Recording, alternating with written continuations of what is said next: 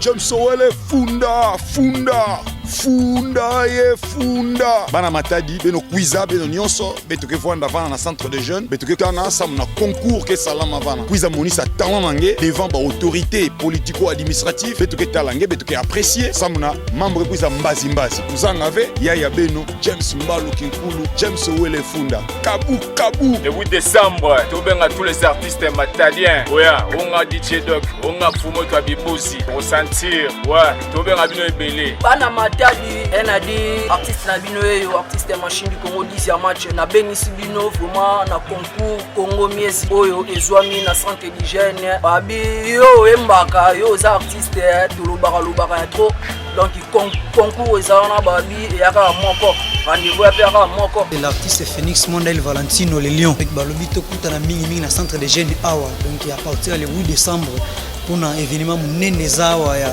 Miezi Congo donc bapanya matadi beno kuiza na centre de jeunes le 8 décembre beno kuiza beno nyonso atala bapanya beno ya matadi beno encourager bana Side bana Mikondo bana Surprise bana Nzanza bana Kinkanda bana de partout beno kuiza nyonso ataba artiste beno c'est bien parti bana matadi bana partout autre na kata centre de jeunes na kata Mikondo c'est Paris tous les artistes artistes tout ba jeune talent boya sous au patronage ya monsieur le maire de la ville Kodiambete Pongoli offre pour na bino ba jeune talent boya ba on ça offre na bino na kata centre de jeunes donc tout kuta na biso tout awa le 8 le 9 le 10 na kata centre de jeunes donc concours Congo Miesi première édition ou coordination des artistes musiciens du Congo central et organisé sous le haut patronage du premier citoyen de la ville Dominique Kodiambete Kinzondi 6600 volts donc rendez-vous ezaka kamoko awa na centre de jeunes la kisa tala na yo.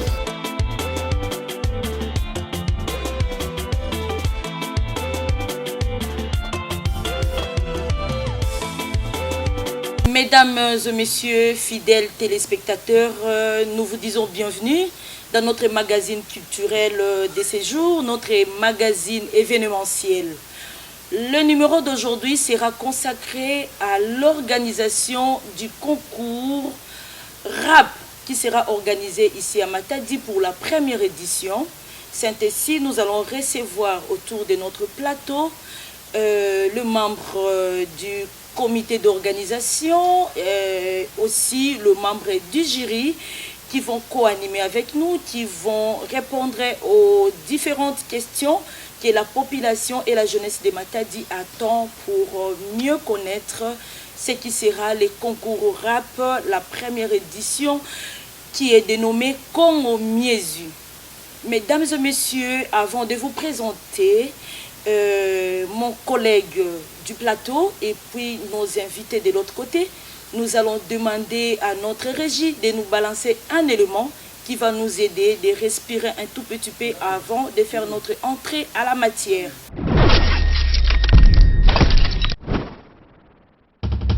James Owele funda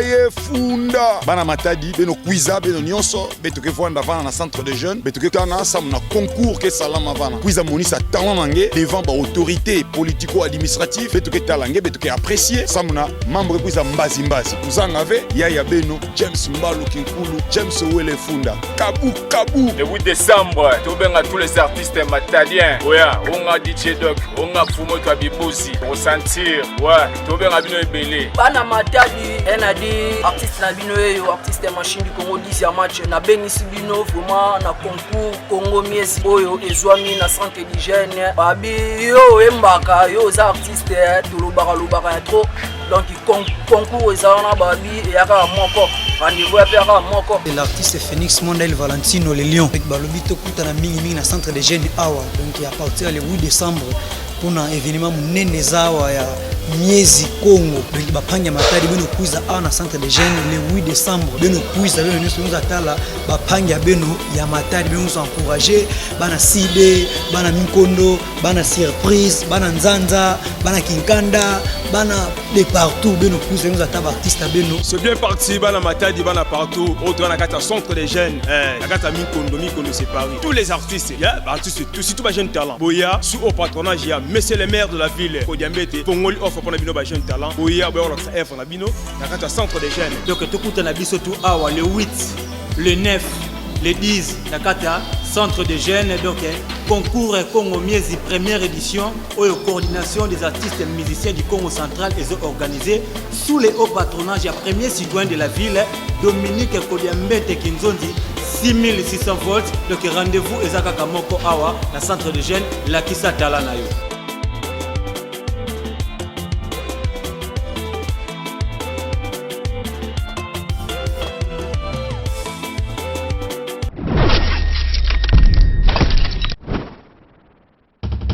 L'exclusivité est consacrée à notre organisation du concours rap Congo Miezi qui sera organisé à Matadi précisément.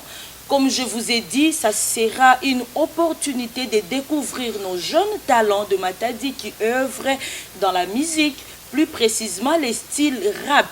Comme je vous ai dit tantôt, je ne suis pas seule au plateau, je suis entourée à mes côtés. Ici, il y a mon collègue du plateau, Monsieur Betox, qui va se présenter aussi. Et voilà, merci Mingi, partout que Hollande avec toi. Donc, quel est le moment il y a vraiment en base en ma tête qui n'a pas fini là, on y va en base de mon quartier du Congo en général.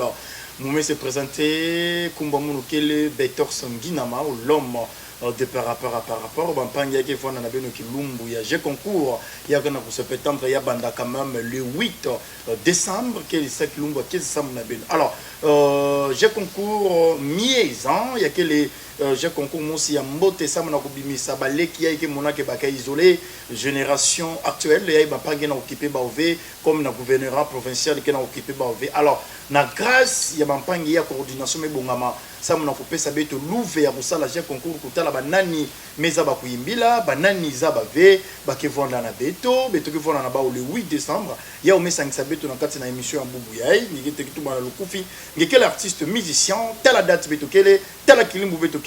Alors tant que na Hollande beto tant que baka ba coordonner beto nyonso na kati na émission nge kuza rapidement kuza ko sonikisa kumbwange parce que te ba place que zo fuluka ntama mingi pe me futula parole ya beto grande sœur amga boucler les mingi grande sœur ya nge zola mi ba boucler quand même madame et voilà mais futula parole na yanda façon que meza ba ko pesa mon l'ouvert pour tout ba quand même na glumba bubu yai Congo Miezi que les jeux concours et Mbote dans niveau ya Mbanza Congo central. Mesdames et messieurs, je vous reviens encore. Comme je vous ai dit tantôt, je vais vous présenter ceux qui font partie de mon plateau d'aujourd'hui. À ma droite, nous avons les chargés de communication du parti organisationnel qui est la coordination de rappeurs du Congo central. Il va se présenter, messieurs les chargés de communication de la coordination. Présentez-vous. Ouais, bonjour, fidèles téléspectateurs, c'est Jimmy Ditona Panzo, je suis là, mesdames et messieurs, avec Magui Kembo, avec DJ Betox. Donc, Maxolo est allé pour la coordination, pour la solo et activité au Salama Festival à Liboso, première édition, il y a Congo Miezi, il y a dit que tu es sur les bélés, mais tu as Madame Magui, puis DJ Betox, pour comprendre l'idéologie, il y a ma solo et concours de Ozala. Merci beaucoup. Nazongeli Bino, je suis la journaliste Magui Kembo Lubilou. Émission la biso ezali émission toko passé yango na 3 langues. Toza na langue française, toza na Kikongo et puis toza na Lingala pour la compréhension de tous nos téléspectateurs matadiens du Congo central, de la RDC et puis partout ailleurs. Pour commencer avec les questions qui nous préoccupent par rapport à l'organisation de la tenue de ces jeux concours rap Congo Miezi qui sera organisé pour promouvoir les jeunes talents du Congo central, nous allons tout de suite commencer avec la question qui ouvre notre matière. Mais en attendant, nous demanderons à notre régie de nous balancer encore un spot publicitaire pour que le Matadien puisse comprendre de quoi il s'agit au cours de cette émission.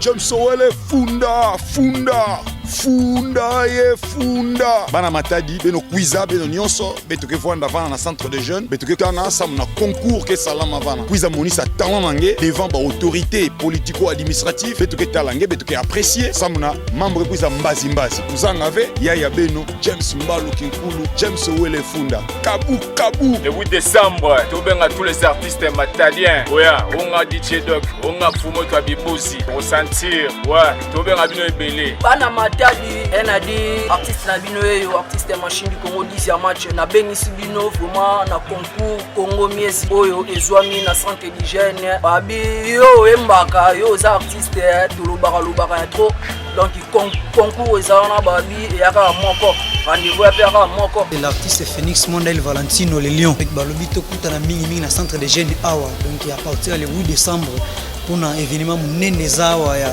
miezi Congo donc bapanya matadi beno kuiza na centre de jeunes le 8 décembre beno kuiza beno nyonso atala bapanya beno ya matadi beno encourager bana Side bana Minkondo bana Surprise bana Nzanza bana Kinkanda bana de partout beno kuiza nyonso ataba artiste beno c'est bien parti bana matadi bana partout autre na kata centre des jeunes na kata Minkondo c'est Paris tous les artistes artistes tout ba jeune talent boya sous au patronage ya monsieur le maire de la ville Kodiambete Pongoli offre pour bino ba jeune talent boya ba on offre na bino na kata centre des jeunes donc tout kuta na biso tout awa le 8 le 9 le 10 na kata centre des jeunes donc concours Congo miezi première édition oyo coordination des artistes et musiciens du Congo central est organisé sous le haut patronage ya premier citoyen de la ville Dominique Kodiambete Kinzondi 6600 volts donc rendez-vous ezaka kamoko awa na centre de jeunes la kisa tala na yo.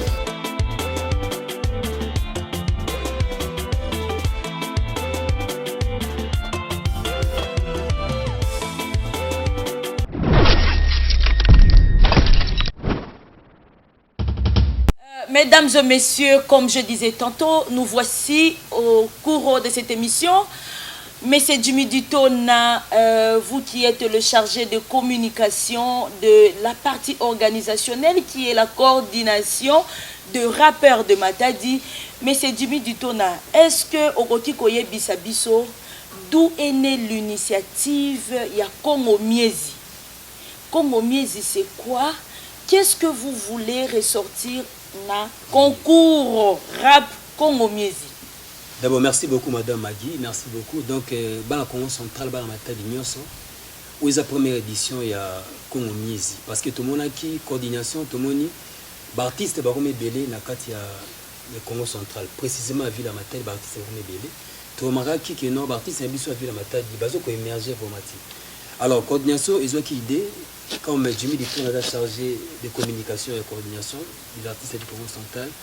Il faut tout ça l'activité, tout ça le concours, pour promouvoir l'artiste et la ville à Matadi. Parce que oui, l'artiste c'est basé à 3 communes, Matadi, commune d'Anvouzi et puis commune de Matadi. Tu remarques tout ça, rappeur est belé dans la ville à Matadi. Mais rappeur n'a pas basé ming na ghetto. Et on te dit qui bon, non, cette fois-ci, il faut tout ça le concours pour promouvoir l'artiste et la ville autre pesa bango le kumu pour na lobby pour représenter biso partout dans la province parce que activité o eza li libosote mais to bana Matadi boye to kenepe si na baboma mwanda pour comme appelle province mobimba yo to banino na Congo Miezi en kati ya ville Matadi tozo bengisa ba rappeur matadien on est passé la musique urbaine surtout ba rappeur boya et belé pour na concours na biso c'est ça yebisa biso papa concours Congo Miezi et ko bandakan. Alors, à partir du recrutement Nabino et puis déroulement, il y a Yemoko concours et Kozalakan. Parlez-nous des dates précises. Alors, dates, parce que tu vas avec les cordons, PM Amboka, il y a un coordonnateur, il y a concours Oyo, il y a Jimmy Dutton a dit parce que je suis mandaté par les cordons, il y a Jimmy Dutton a activité normale, festival Oyo et Obanda, les 8 et puis aussi là les 10. Alors, rappeur news de Bengsibino, activité za les 8 na centre des jeunes, na kati ya Mikondo. Ba matin news bobi centre des jeunes na Mikondo. Dans la ville, aux yeux transport ba kiti na kati en voie douane au Tuni centre des jeunes, ba minoti na Mikondo, au monango les a facile. Donc il y a les 8 et puis aussi là les 10 activités là. bana oyo bakoya mpo bapostule mpo baleka na concours oyo bapreste nini bobombeli ya bango ya motuya oyo bakoki s'attendre nango na part ya coordination oyo ezali organisateur ya Congo Miezi concours rap ya Matadi la première édition. En fait l'artiste à Congo central précisément ville ya Matadi ba comprendre que no biso za awa poto pe sabino elengi moko boy parce que monaki musique urbaine ilala ki joki tant ebele là parce que nakala so totali na ba 99 ti toke na ba 2000 rap est vraiment en player.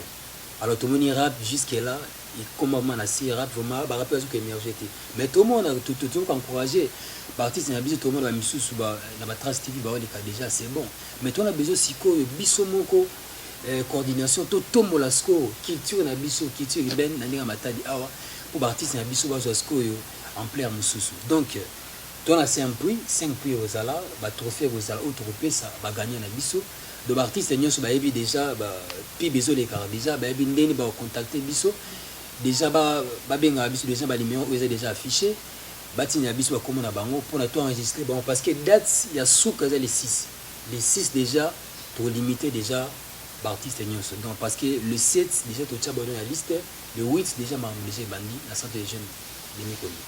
Merci, M. Jimmy Ditona, le chargé de communication de la coordination des rappeurs du Congo central, pour avoir répondu à ma préoccupation. Mais comme je vous ai dit, je suis à mes côtés, entouré aussi de mon collègue qui est aussi confrère journaliste. Nazozong Selae Maloba, confrère journaliste, tous en plateau Nabiso chargé de communication et coordination. Aouti ko répondre na mituna oye préoccupa kingai na côté na yo mituna na yo et comme la paix chargé à coordination la communication à coordination on a ko sepelisa ba téléspectateurs na biso. Et voilà, merci mingi na bampa ngignon ce que na Hollande avait une fois de plus. Alors bitume kutuka en direct kutubila beno quand même na lokufi à propos ba ki ouvia ba mi voulait beto quand même motoke numéro 1 non mais natina beto message ya tete ki ouvia tete voulait maka na bampange beto metuba quand même nini bakebaka après j'ai concours et voilà ça m'a kutuba na lokufi quand même beto mekuwa quand même me répondre beto très à l'aise que ya mingi kele benoke na sala ya usamu na kubimisa artiste ya boala ya beto ya Congo central et puis na tsuko ngemuza tuba j'ai concours ke suka rave na niveau mbanza Matadi ya kiko na presque partout ça na artiste tout ya Congo central wana vraiment tona le coup ya kiki vraiment qui c'est min comme on a dit alors rapidement ça m'a kutubila nge quand même alors ni façon bien bongisa quand même organisation ni façon ya kele est-ce que parce que t'es mingi que zola cause vraiment mambo parce que trop de tribal et ça la makuna dans le coup beto tout tribalisme donc ça veut dire que mkeku ils avaient parce que t'es inale kinani inale kinon est-ce que ngele ndaku c'était beto bakumbu ya bajiri parce que tu me disais ba beto ke baka bajiri avec beto ya mbaba beto za ba ko solo ensemble na kati na plateau ki lumba bubu yai ngemeka tu beto ba nani ke vonda vana lo toko ina ke bula comme na zula ya zura meza ça no kutuba ite artiste meto maimbila artiste to maimbila ve kumboba betrete na tchato ba kumboba ba tukona landa beto na ba inzo na ba cité ba comprendre déjà que ezali pe na batoyo na lingala ezali pe na batoyo ba yebi ete ba yebi mangamboyo mais ka kutubule beto même na lingala beto za ba ko commenter on a ki Congo à l'intérieur to mingi DJ Betox donc voilà Matadi en fait concours au ezali ba mama ji bazala donc ndé to mona ba concours to ça ba mama ji bazala to na Francis Beni boyebié Francis Beni RTNC faut que tu la beto ba place ba que ça va comprendre RTNC à ça la ba mission qui tient boyebi déjà maté mo boyebi et puis to na DJ Bonis yeza na mabania yepé à présenter peu émission qui tient côté wana de bango ba bazala na pona kopesa ba point ya ba artiste na biso ndi ba prester parce que tout ça ba catégorie belé tout la façon performance et ba artiste ndenge nini va prester devant public et puis j'ai rozala wana bango de ba côté et puis ezate que non Jimmy Ditona into makambo wana tande bo salité isa makambo na ngai te j'ai rozala wana donc activité o isa vraiment na logique. Merci Matondo Mingi et voilà mais quoi quand même batoke compagnie beto Kilumbwango les 8 yai betume beaucoup de sabino quand même na centre de jeunes na kati ya Minkondo quand même et voilà alors betuki futo quand même rapide ça na kutuba est-ce que kokota qui est gratuit hein parce que papa ngi tubara kokota ko ande ofele ou bien que benumelo mbongo avaki batuba kota parce que te na minute yai ba mama gena kubongama est-ce que deuxième question que landa be mebaka ba musicien bana bakala topé ba kentokele peut-être batuke na Hollande beto ayemba rapide danser alors nini ya que ça là avant que Mouton vous a sonné ça comme là dans le vide également plus en balamos ou bien que begena kulomba sport mons avant que Mouton kuiza ou sonama ya ke ofele ou bien begena kulomba mbongo ou bien que musicien avant Nikota est-ce que angena mumbu tona ni imbi la TTV voilà bibi mapina meka kutubila betu parce que bapanga londa betu yana ba mère mo wazo teka ndunda mazana mona mo imba ga danser abina kotinda mona ndenge peut-être na lia mo ba million wana boko pesa bana ngoko. Ouais, merci beaucoup DJ Betox. En tout cas, ils ont gratuit. Pour nous recommander, pour nous faire une inscription dans nos rappeurs, ils sont gratuits. Mais on a besoin d'afficher. Ça les fait Yaka, ou bien Biso, utilise le tas. Donc comment est-ce que ça le 6 le 6 tu lobby bien lobby. De lobby tu clôturer. Parce déjà toi des analystes, toi des de plus de 25 rappeurs. Et puis dans ma tête à toi artiste ba talent belé. Toi ba ibalité ba na basi bazali, ba ma appel danger, ba ma appel danger ngama na émotion la peine qui bango, ba ma grave mais chance ko bimisa la raté. Mais na concours auto pe si bango chance. Parce que au bima ma premier na concours oyo azana droit studio et puis enveloppe bien enveloppe on appelle au foot à fresque scolaire qui tombe bien mais ça bien donc bah surprise c'est bien donc et voilà donc ça veut tout maintenant mon qui va tout peut-être ngé comme ça vraiment et puis droit d'entrée c'est 500 francs seulement 500 francs bana mi kondo bana mbuta bana ndemba batata ba mama tout boya ko soutenir bana bino ba artiste o nyonso ba prester activité wana to bengi ba parents baya kota bana bandi ba prester à part nos artistes oyo ba na concours na biso mais ba artiste oyo pe bima déjà oyo bazana kombo na niveau vile mbaza matadi kombo déjà vile matadi ba prester journée wana plus le 8 ils ont déjà ouverti ouvertir on a nigé que sibula ya on a toujours ouverti quel artiste one is a surprise non mais beto quoi quand même beto na Lil Joy beto ki vanda en tête ya sibula quand même aussi il faut pas comprendre déjà qu'il y a quel bon to bombi vraiment non ah ouais ça m'a pembe il faut que vous compreniez Lil Joy Faza Lil Joy Ozala donc to contacter dans Lil Joy déjà to pèse nos précisions dans partir les 7 déjà bon on a déjà ba fiche ba artiste au ba prester donc Lil Joy Ozala centre de jeunes sécurité ni bimé bongisa la police sécurité za makasi na bike bato belé ba tout na Jimmy Dito na sécurité za makasi to bike areka protection ezali alors pesa sécurité ezali rapidement beto mana sanangé merci mingi merci beto mana sanangé beto me ko akena manima yai mutu mos me bula comme ça mambo kona na to malgré bien que na coordination beto me ko akena maire de la ville le monsieur Kodiambete mutu me pesa beno bambongo il faut que to za la pembe do yani mutu me sala ça na ko soutenir ba jeune ya mbanza ya Congo central est-ce que beto me sala mambo ça na ba élection ou bien que ba na kuza rapide parce que tu me za ba Kodiambete que le candidat ya député profession nationale beto me très bien est-ce que vous a ça là aura samu que betume bona temps élection bien que déjà ngindu bandaka tama be musa bimisa mayela ngo na date me bola mambala mosna élection. Alors d'abord merci beaucoup Betos bi dédicace d'abord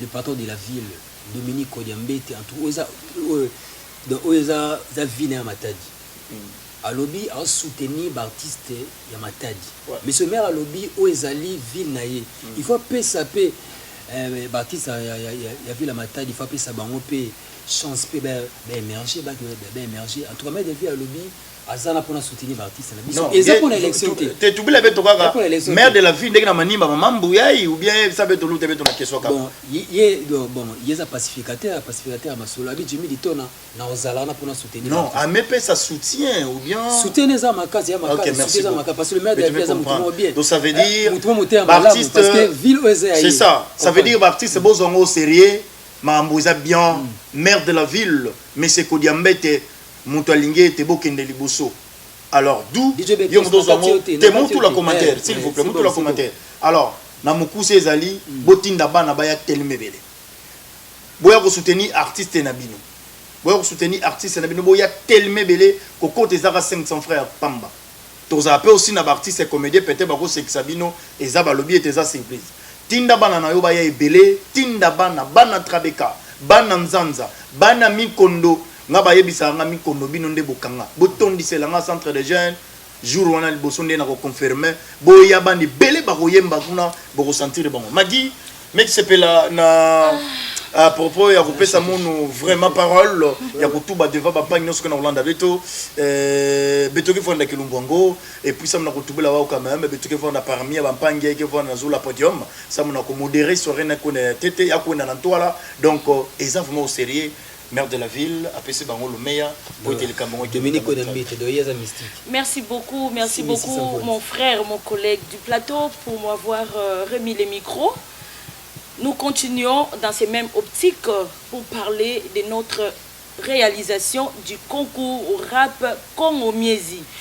En dehors de notre invité qui est le chargé de communication de la coordination, comme je vous ai dit tantôt, nous avons aussi parmi nous les personnes qui font partie de membres du comité organisationnel, mais du côté jury, que nous allons recevoir tantôt. En attendant de les inviter au plateau, nous demandons à la régie de nous balancer un élément publicitaire pour agrémenter notre émission.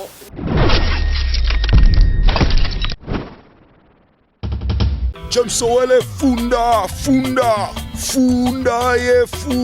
bana matadi beno kwiza beno nyonso betoke vwanda vana na centre de jeunes betoke kana sam na concours ke salama vana kwiza monisa talent nange devant ba autorité politico administrative betoke talange betoke apprécier sam na membre kwiza mbazi kuzanga ve ya beno James Mbalu Kinkulu James Owele Funda kabu le 8 décembre tobenga tous les artistes matadiens oya onga DJ Doc onga Fumo to Bibuzi ressentir ouais tobenga bino ebele bana matadi enadi artiste na bino yo artiste machine du Congo 10 match na bengisi bino vraiment na concours Congo Miezi oyo ezwami na centre d'hygiène babi yo embaka yo za artiste lobaka ya trop donc concours ezana babi eyaka moko rendez-vous ya peka moko l'artiste Phoenix Mondel Valentino le lion avec balobi tokuta na mingi na centre de jeunes awa donc à partir le 8 décembre pour un événement munene zawa ya Miezi Congo donc bapanya matadi beno kuiza na centre de jeunes le 8 décembre beno kuiza beno nyonso atala bapanya beno ya matadi beno encourager bana Side bana Mikondo bana Surprise bana Nzanza bana Kinkanda bana de partout beno kuiza beno ataba artiste beno c'est bien parti bana matadi bana partout autre na kata centre des jeunes na kata Mikondo c'est Paris tous les artistes artistes tout ba jeune talent boya sous au patronage ya monsieur le maire de la ville Kodiambete Pongoli offre pour na bino ba jeune talent boya ba on ça info na bino na kata centre des jeunes donc tokuta na biso tout awa le 8 le 9 le 10 na kata centre de jeunes donc concours Congo Miezi première édition au coordination des artistes et musiciens du Congo central et organisé sous le haut patronage du premier citoyen de la ville Dominique Kodiambete Kinzondi 6600 volts donc rendez-vous ezaka kamoko awa na centre de jeunes la kisa tala na yo.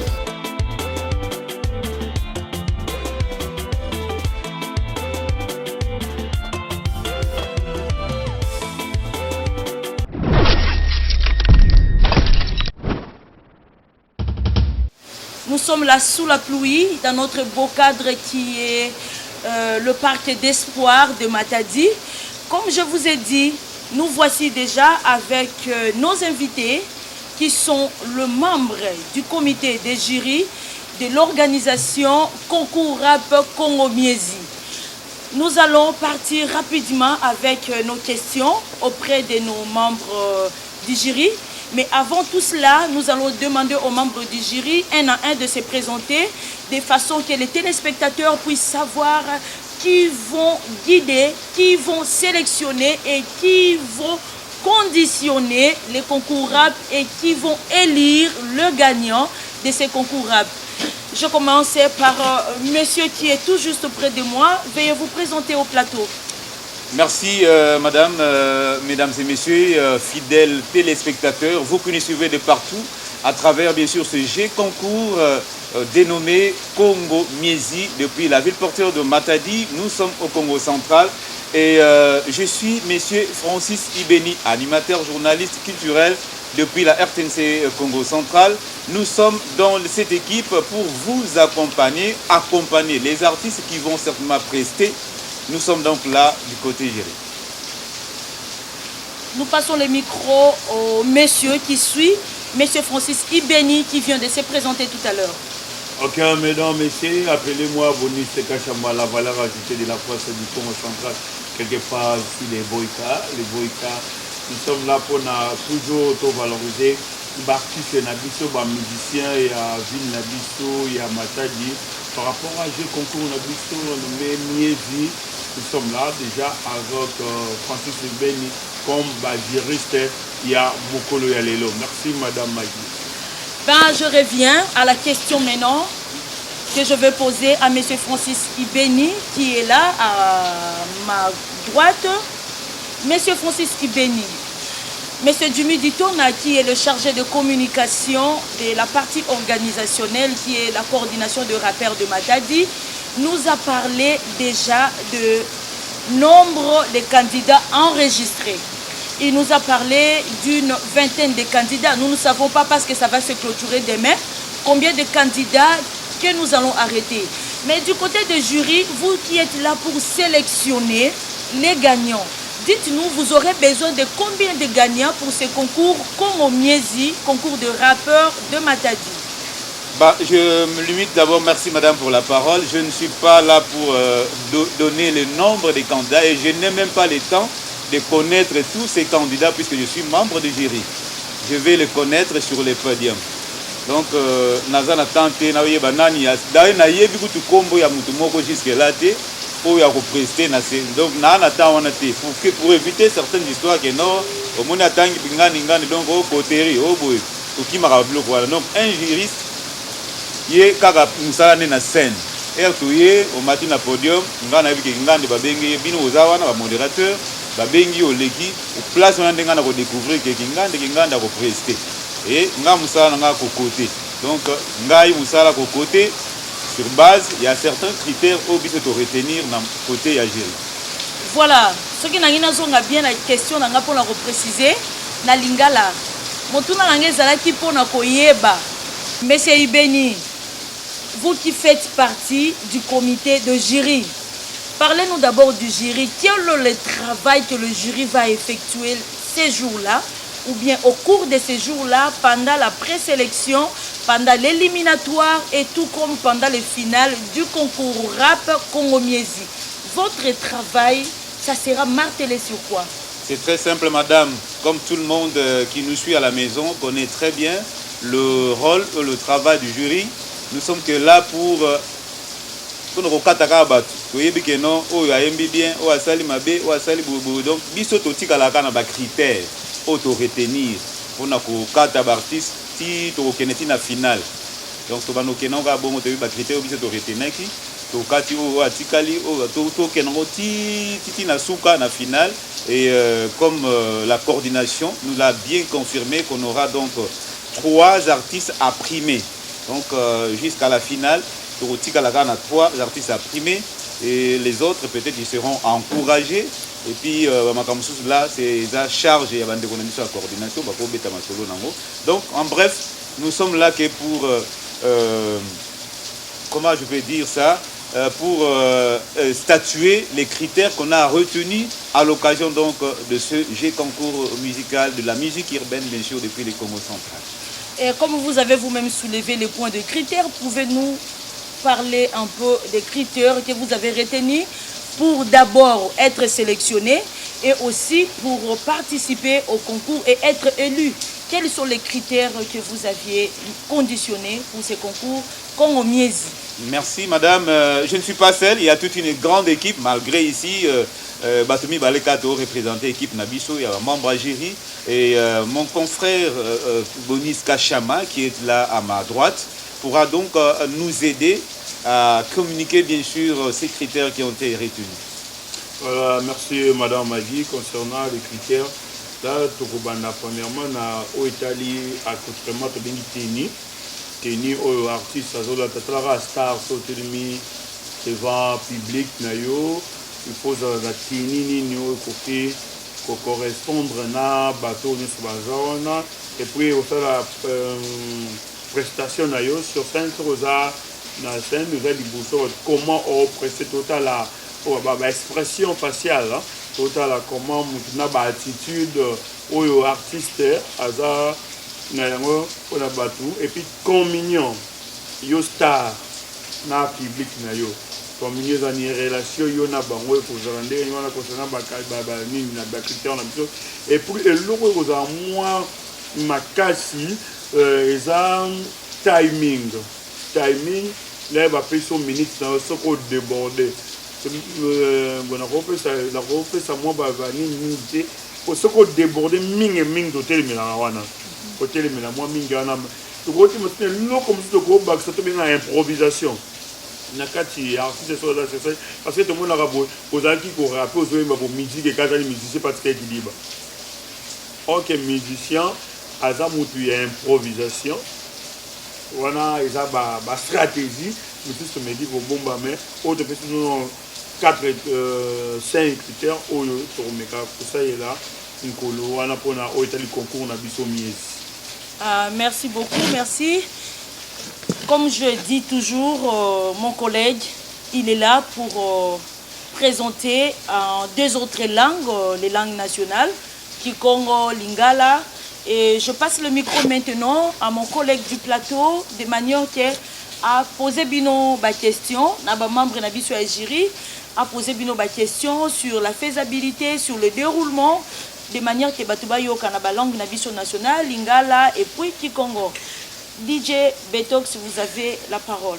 Matondo mingi, matondo mingi mbuta Francis Beni, pe matondo mingi ya munu pangi Boniso, samuna kuiza futula invitation na kati na plateau ya Kilumbu Apubu yai. Alors, betume ko na balamonsi na mbuta Francis Beni samunge tubula beto na lukufi na bampangi nosuka na Rolanda beto, ngemetu ba très bien, benokeza ba ku katula bana baya ikelenda ve Kilumbu ngo, benoke vandara bien placé, samuna kutubila, samuna kusala yina kisalo beno menozaba. Alors, betumezaba kisalo ke na beno ya kisalo à risque. Beno ke batumos be ibographie beno vanda quand même naître kuvanda quand même pour V contre V mais mutumesa da kisalo non ange konda façon ne pesa mina nandi. Alors betume ko beno ke beno ke kipe abiema bima mingi ya be metanga quand même vana. Alors est-ce que ya kena mutumo si pe hein ba ina kena kuiza est alenda vona déjà na muimbunani to angenya de jibila alenda yimbila ki jour une ou bien benoke WhatsApp moi un peu côté beno moi improvisation mais tout va très bien ko yimbila peut-être muimbu ya voisin en kaka ça man kaka ba na déjà pour préparer façon ba ki kuizila déjà moi tandambo ina ba yake ba ka occasion ko landa émission ça va profiter déjà moi stratégie à fiot ma tono mingi ipanga munu betos je crois que kalange ba membo kilange artiste ngekepe na luve ya kuvanda na ngolo ya kosala interprétation ya musique ya mutankaka to ba ene ya nakata ya musique ina kelenda vanda ve que manga ve plutôt il y a que vanda donc interprétation ya qui accordé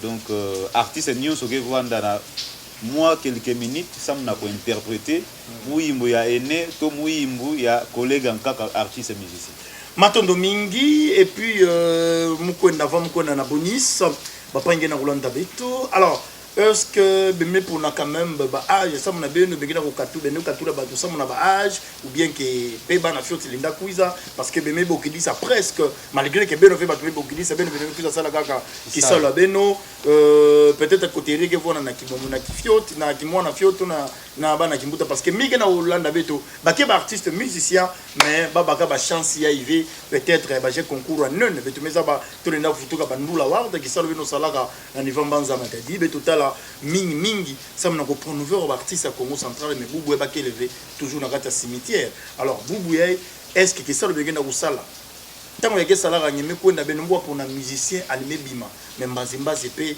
ya meso ba kwa ndipina. Alors ningi ke tubila beto benoke na sala choix benoke zenga mingi bana fioto benoke zenga mingi bambuta. D'abord ngezola banani kona na finale bambuta to bana fiot avant mkona na bonus peut-être muno en tout cas ngezola mingi mbuta na kisalu mbuta na âge en tout cas ça muna mwa mta fiot hein ameza ba kisalu kuluta kutu mbuta na âge vraiment. Alors je crois côté ina toke vana na tangu ya ko étudier ya ompe mais ba meboki là au concours ya ba jeune talent donc couper sa occasion na ba jeune talent na s'exprimer. Donc Congo Miezi. Congo Miezi. Donc Miezi c'est la lumière. Donc quelqu'un qui va porter la lumière à travers la province au nom bien sûr de la musique urbaine. Donc merci et surtout un coup de chapeau à la coordination bien sûr pour l'organisation de ce jeu concours, mais également un grand merci à ce partenaire qui a bien voulu accompagner cette structure, donc le numéro 1 de la ville portuaire de Matadi. Et merci pour la confiance également à nous, qui sommes là pour vous accompagner du côté jury. Je ne sais pas si mon confrère a aussi un petit mot à ajouter là-dessus. Et voilà, il y avait un pangi bonus, mais tu me dis que les ming, parce que l'anda avait un ming, mais on a tataina qui a pembeni ya Mbuta Francis Beni, bah qui va pangi qui te kabilungi, bandantama na ba télévision avec un niveau en banza matadi, yana ngolo sama na kukinisa kabatu, do yandi angifa na ngolo sama na kukinisa kabatu. DJ Bonis, est-ce que kuna dia ka ngeke kinisa batu, ngeke konte batu na kukina parce que ngeke ngolo ngeke kote kuzaba muntu emeza bakina, anisa bakina ve do nzambi ya kuzaba ozenga luketo beto zaba peut-être beto lenda baka kumbo émission nge yakele kumuna yakele Beka Makino de National Live. National Live. Do yaba meza bilando Beka Makino ça veut dire nege zotuba avant de mutuba la Congo yake Beka Makino metuba Bonis ka chama kukina. OK, tu vas payer comment l'état? Même que voilà matadi. Vraiment. Mais ça peut être vraiment. Vraiment. Alors, ngeke côté peut-être aussi hein, akena kukina artiste qui n'a pas eu bakukina to artiste peut-être n'a raté pe ameta yimbila menza kinave est-ce que na so ange pong meza ba nge vona penti mangolo ngeke zenga bato pina veto okotika mo pe fever ani kona nani potala ka. Merci Pangi Betos tant bedwe to bila timaya ya attitude et puis bedwe to bila artiste sur scène yana compter na nyos. OK. Ni façon de mettre la mouille mais ni beza bakina ouvert. OK. Il faut qu'il faut que ça sentiment sur scène. OK. Il y a un podium. Il y a des robots. Il y a des raya où les maras apply à combinaison il y a mettre vraiment. Il faut avoir des critères ça mouké m'envoie très bien. Mais que voilà la catégorie vraiment. Tu mets ça déjà ngenge vona timangolo? Non, timangolo me kusaba kisalo, hein, kusaba kisalo. Kusaba kisalo, mais même moi la pense ba panga ba kesa de là. Ami en temps là ame kumaze. Pesani 2, pesani 3. Artiste na biso ben de voclaire, on vous souhaite na lingala. Zonga lingala ça. Ba ndeko na biso ba artiste bokota. Autre non il faut quota sortir au quoti pena na boulot quoti au moins au cop là nous aussi là tu vois na relève tchaka micro il faut moi chaud na quoti pena na big na quoti na cop là ba bi émission na ça 1h40 mon na 1h35 on a débordé ça bande au quota pour qu'on a besoin de guiter pour qu'on se mette à ma bête pour qu'on a besoin de ça pour banani pour qu'on a besoin de biso royal juste pour na boulot au italika boulot relation na besoin na wana boulot pour ce ngo au corrompre ngas bon monsieur mec en plus dans celle là Mato Domingi Bonis ça moment ça kivu na ngeme vutuka kana kivu ya mulu vila pour compagnie munu Mbuta Francis Beni ngepe dia ka ngeke vanda pour Mbuta to ngeke vanda pour ban. OK. Question ezamala balobi mwana muke abetaka mbunda bakolo pe babinaka il faut tout le cas artiste oyo bako défendre biso ata après concours oyo merci akobima libande eza te to pona artiste oyo eza nango ayembi kaka bosepelaka na moto wana nakopesa bino exemple mo typique lelo soki ezalaki pona musique Innocent Baluma a gagné Fiston Mbouité. Mais l'autre c'est Innocent a gagné Fiston Mbouité pour notre vote. Mais ce que pour naki pour na royemba Fiston Mbouité déjà azalaki na niveau moro mtoko santé. Biso to le code de condition makasi ezate. Mais c'est le maire azui ba charge makambo nyonso wana. Oba ba futa mbongo na preuve. Oba futa droit d'inscription. Oba futa wani mais c'est le maire déjà partenaire ya coordination na biso. Il y a musique qui a Congo central a vu la charge wana biso ce que ça musa poto pour dans normal to yana ba condition te ba voter te ils sont des jury pour ça musa to ministère bandeko ou to les ba faire avec ya vraiment a mérité miezi vrai miezi ya matadi yandi ya Mbuta Francis qui nous bongo ni eri mambo ngoki banda papa ça va déjà parce que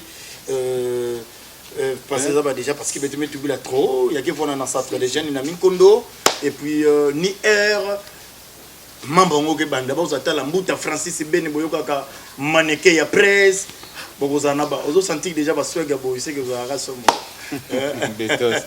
Voilà, merci Bampang Ming Bantonius Ken Olanda Beto. L'heure, c'est très bien facile. À partir des 16h, si nous allons rester bien sûr ponctuels, à 16h, on a vu que 16h, c'est pour donner l'occasion à tout le monde. On a bateau bakendara misala et on a vu que bateau basala ramingi donc 16h 15h ça les sili biso nous sotokutani na kati ya centre des jeunes total la baleki na biso total la bana na biso et loko nini bazo sala qu'est-ce qu'ils en quoi ils sont capables donc tokozala wana donc à partir de 16h déjà to bandi masolo to bandi donc cérémonie et là on a remercié Mingi Erna Yoki organisateur lobby ba télévision sécurité OK mutu moko te ako sepela ke sala musala bisika moko des heures et surtout ba biso donc exposer biso ba mutu ba ebite ke neto biso tozo sala sur base ba critères mutu akaza coterie comme Lando na mabanga et tout ça nous méritons la sécurité et à part ça je voudrais une fois de plus insister sur la discipline. La discipline na vie à mutusuko oza na ngote en tout cas oza mutute to musala osala kaiza na valeur te surtout bato ba roya na salle discipline to zala nango bandana na biso ba organisateur biso ba membre de jury bino ba présentateur et puis bino surtout ba artiste discipline faut bozala nango et puis na sengi sur ponctualité surtout na ba artiste na biso ce que oza déjà que no eza na kozala 5e personne 2e personne na liste zalaka déjà présent ba nkoloko koluka non azana noté akomina noté to sauter to keneboye iloko wana pepe ça vraiment ba incompréhension ebele donc soyons ponctuels ces jours-là merci. Et voilà, Mouta Bonis, ça veut dire que ça veut peut-être na baki ouvrir munu songi na membre commenter à propos ya Kilumbuina, nyemeko aki betuke kutana vana 15h à 16h, betume kota déjà na 4 jiri me vona déjà na place. Alors ningege lomba na ba jeune talent, yeke kuza pesa kuza tate chance baou, ke kuza sosa moi filumé ya baou, ningege na lomba na ba parents responsables, yeke tindela bino bana bilombango, nini bino lomba na ba musicien, yayi ke kuza prester Kilumbango le 8 décembre, vendredi à Yambaz. Et Mambo. Voilà, monsieur Betot, et le Congo a un musicien, parce que la musique avec objectif.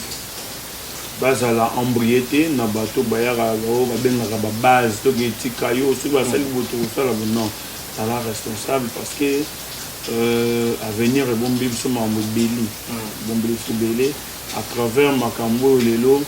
Botali ba concours aujourd'hui na RDC balo sala ka na roza ka majabu na ziba ba rafiki ba blo konyo tona même bato ba katana ki bazo benga bango ba sangisa bango o ba sala eloko moko o ikoza la pona mboka pona avenir na bango tika sentiment tika loyenge zala responsable parce que les loso qui oya ki concours au sein des ordres ba kangio sur la police il ça la bien té ba parents ba subir ba souffrir tous à la mature. Mes parents, beaucoup ça bonne chance.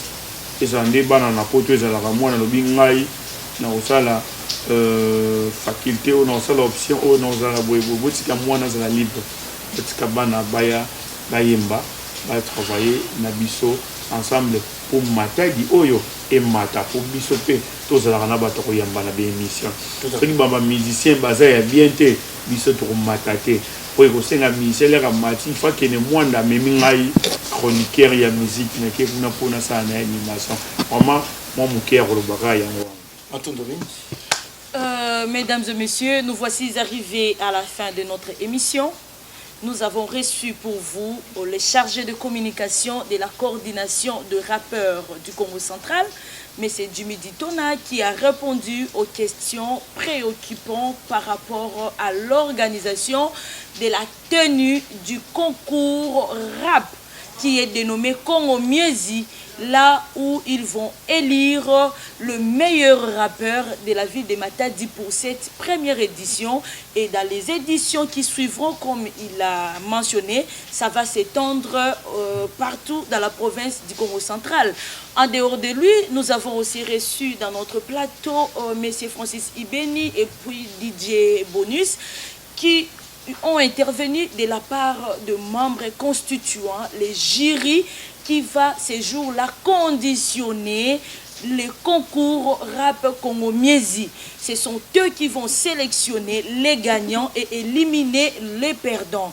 Comme nous venons de suivre tout à l'heure, ils ont aussi invité tout le monde à respecter l'heure et aussi à être discipliné de façon que ces concours se passent à bonne et due forme. Nous allons aussi, nous, en tant que présentateur de l'émission, mon collègue du plateau, DJ Betox et moi, la journaliste Marguerite Kembo, remercier la coordination qui a quand même fait confiance à notre savoir-faire, qui nous a invités et nous confié la charge d'animer les émissions qui va avec le concours rap Congo Miezi et aussi animer les 3 jours de la tenue de 10 concours. Nous ne nous limitons pas par là, nous sommes aussi en train de passer notre gratitude comment je peux dire, au mécène. C'est lui qui a appuyé la coordination afin que la tenue soit vraiment d'une réussite palpable. C'est monsieur le maire de la ville de Matadi, Dominique Kodiambete, qui a juré pour travailler en promouvant la jeunesse de Matadi. Nous passons aussi de l'autre côté de Zéro dans l'ombre. Nous avons de l'autre côté, c'était le nom et voilà. De nos caméramens qui merci sont là. Merci beaucoup. Donc, j'espère que vous avez biso et puis merci aussi Nabandeko bazo tambola l'équipe mobimba ou bazo nyo comme poete mambo simba. Merci aussi na yojo master ou azo likolo ça veut dire il y a la taka to benga minga taka de poso ka koti manga mangwera taka. Merci aussi na mokonzo Kito et voilà pour na quand même côté de la biso ba cameraman ba osala musala na bango pe merci na ba chaîne Sungi biso. Merci na kati na mabuta na beno beto kutana le 8, ça veut dire le 8 oyo mwana kozanga te yaka ko tate chance Jésus-Christ la lubango na verset 14 luka on a verset nyoso na Bible au comprendre chance ezala na mutu nyonso yaka ko tate chance s'il vous plaît. Oui zange vonda musicien innocent uta goma makangama na kini tilelo bongo yo okomata te ndengeni soka kufite to kozala bino ensemble. Merci. Et vous aussi, le famille Centre de nos prestataires, boya bo soutenir bande konabino, ba oyo ba koya ko participer bande konabino boya ko tia bango main forte. Ba Matadi, mutu mo sikuzanga avec Kilumbu ina. Ya ke kwanda 18 au 10 décembre en cours. Donc week-end ya ibeto ke na beno quiz. Tete beno ke yimbila ka kusongisa bankubu. Beno baina ke kuza soutenir ba pange beno quiz mingi. Merci, je pense que nous sommes arrivés à la fin. Nous allons nous lever et dire au revoir à nos téléspectateurs. Ah oui. On se retrouve le 8 au centre des jeunes à Mikondo. Nous sommes à Matadi.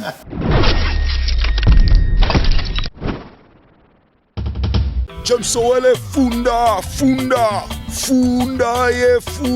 bana Matadi beno quiza beno nyonso betoke vanda vana na centre de jeunes betoke kana sam na concours ke salama vana quiza monisa talent nange devant ba autorité politico administrative betoke talange betoke apprécier sam na membre quiza mbazi kuzanga ve ya beno James Mbalu Kinkulu James Owele funda kabu le 8 décembre tobenga tous les artistes matadiens oya onga DJ Doc onga Fumo to Bibuzi ressentir ouais tobenga bino ebele bana Matadi enadi artiste na bino yo artiste machine du Congo 10 match na bengisi bino vraiment na concours Congo Miezi oyo ezwami na centre d'hygiène babi yo embaka yo za artiste lobaka ya trop donc concours ezana babi yaka moko rendez-vous ya pera moko. L'artiste Phoenix Mondel Valentino le Lion avec balobi to kutana mingi na centre de jeunes awa donc à partir le 8 décembre pour un événement munene zawa ya Miezi Congo donc bapanya Matadi beno kuiza awa na centre de jeunes le 8 décembre beno kuiza beno nous atala